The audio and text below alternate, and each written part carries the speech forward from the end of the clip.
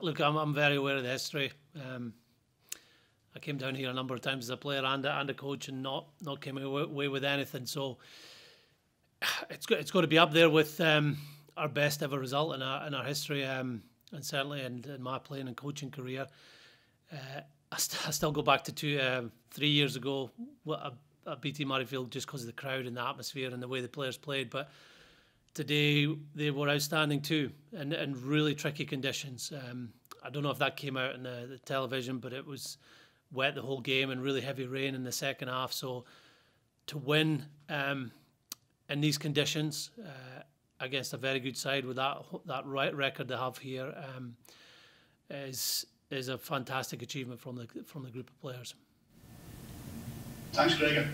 Gregor, it's been a rocky year since the World Cup. Does that feel a bit like vindication? No, this is 2021. So, look, we all enjoyed last year. You learn in defeats. You grow as a team in adversity, and we've had moments. Whether it was the World Cup, whether it was after the World Cup or before the World Cup, that's how you get shaped as a group of players and coaches.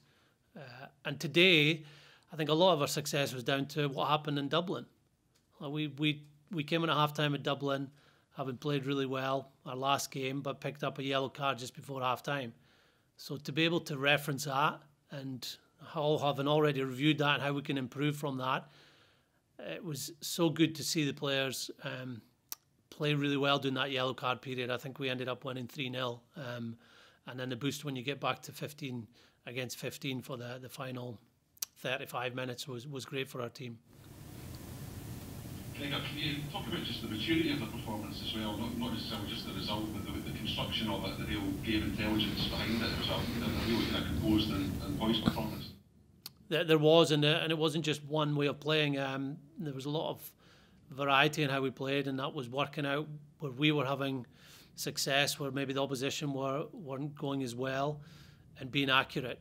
So there was leaders right through that team today. You think of that, we think of the attack, and you think obviously Finn leading the attack, but he had leaders alongside him, and Stuart at 15, Ali inside him. And the defensive side of it, Chris Harris and Jamie Ritchie in charge of that.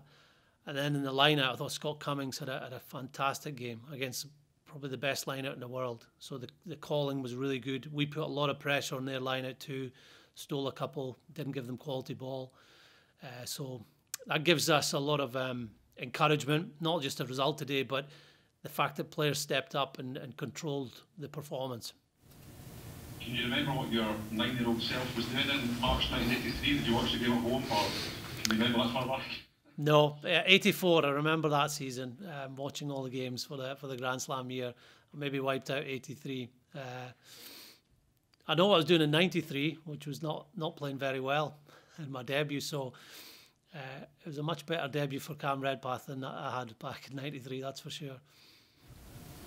Can we just have a word on Cam Redpath, please? And you know, it seemed like a really composed, calm performance from him. How do you praise his Test debut? I thought that was an incredible debut.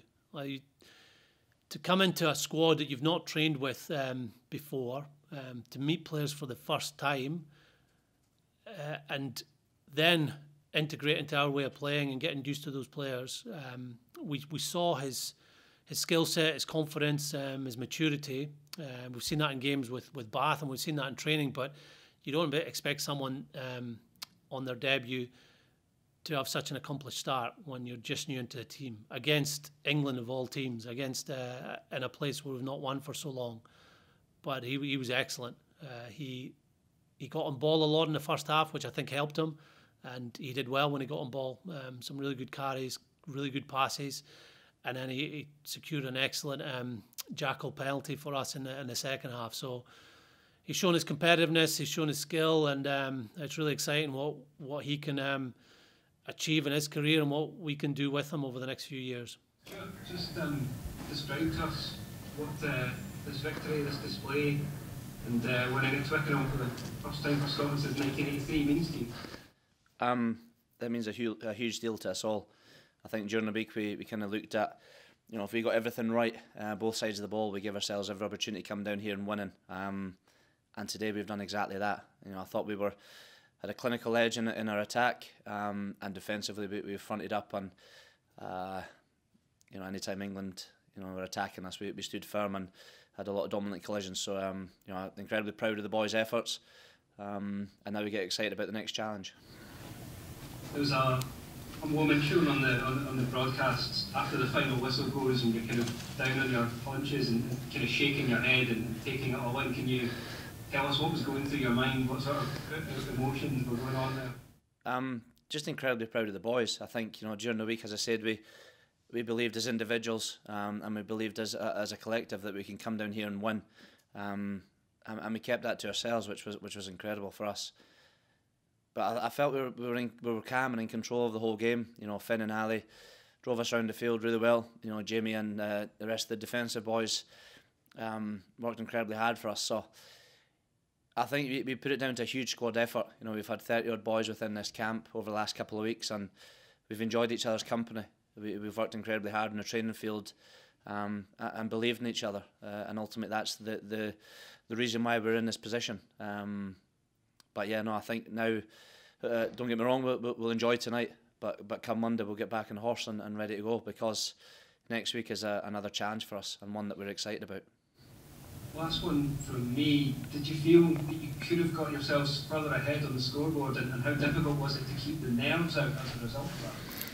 As I said, I felt really, really calm. I believed in the boys' ability. I think, Finn and Ali brought a huge amount of calmness to the way that we were playing, and the rest of the boys were actually excited about the opportunities, and the way that we were speaking to each other was huge for us. I think we were really positive in everything that we were doing, and that's something we've worked hard on over the last little while. Don't get me wrong, it wasn't perfect, but that's the exciting thing, is we can still improve, and we'll get excited about that. Stuart, you've been part of some big Scotland victories in the past, be it in the Six Nations or in autumn internationals as well. Where does this rank in terms of, is it possibly your proudest moment in a Scotland jersey? It's definitely up there. I think for me, I had a huge amount of belief within the boys to come down here and win, and the way that we were speaking to each other throughout the whole kind of last couple of weeks and today, I felt we were in control throughout the kind of 60 of the 80 minutes. Even when we came in at half time, obviously Finn in the bin, we were still calm. He still had a huge influence on what we were doing. Gregor spoke really well at half time.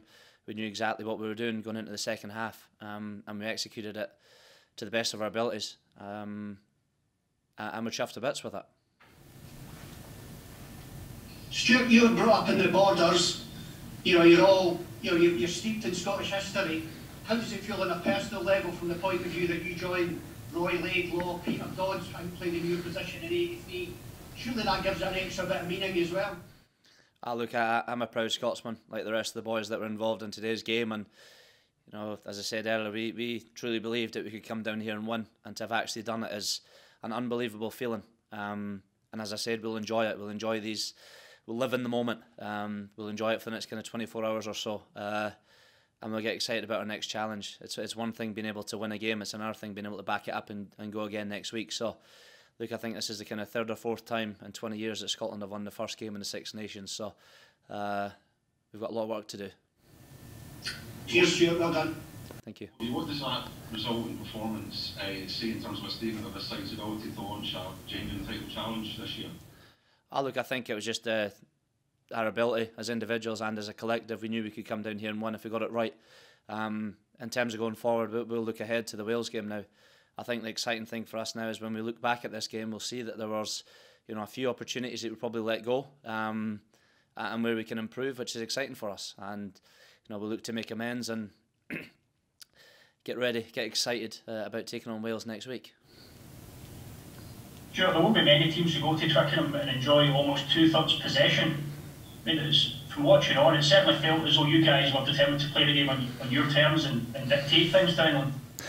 Yeah, I think the focus point for us was very much on the first 20 minutes of the game and making sure that we fronted up physically, both sides of the ball, and we done that. And I knew, going into the game, if we got that right, we'd grow in confidence. And going into half time, as I say, we were kind of under the pump ever so slightly, but we talked again about the next kind of quarter of the game been massive for us, and we grew and we grew and we grew as the game went on, and that was really pleasing to see. And you know, boys were listening to the messages that were coming on, listening to the game plan that we've tried to implement throughout the last couple of weeks, and we enjoyed executing it. We enjoyed being a part of each other's company and fronting up for Scotland, and we talked a lot about the last couple of weeks of lifting a nation, and I believe we've done that today.